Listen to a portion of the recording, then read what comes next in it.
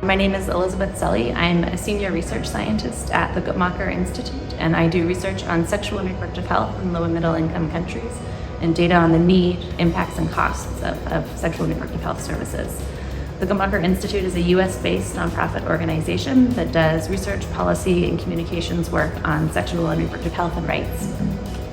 I think when we talk about investments in family planning, and especially planning for family planning as part of universal health coverage programs, we're talking about dollar amounts, and I think that's hard for people to understand the meaning that funding can have in terms of the real impact on people's lives. And so when we're talking about what could be achieved or the value of investing in family planning, translating that into the women who are able to prevent pregnancies they don't want, the unsafe abortions that you could avert, the lives that are saved, that's a really meaningful way to sort of say this isn't just about, millions of dollars here or there, or it's not just, it makes it, I think, tangible and easy for people to understand just how important these services are.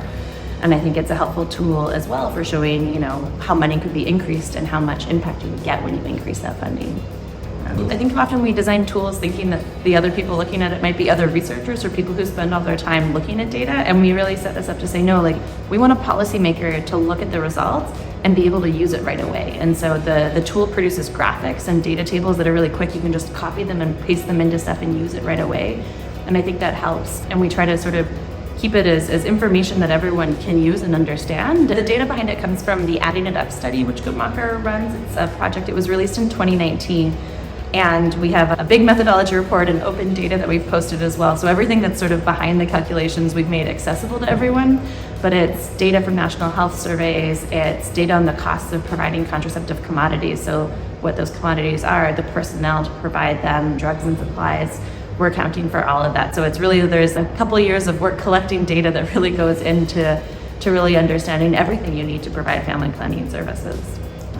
I think what I find really exciting about the tool is it puts the data into the hands of other people. That it's not, an organization that's making these estimates and holding on to it. We're putting the data out there and saying, use this how you want to use it. And I think it allows advocates to define what their advocacy messages are. A Nigerian, civil society organization could say, we really want Nigeria to increase its domestic financing for family planning. And they could use this tool to really say it's not just about the money, but this is the impact you could achieve in Nigeria.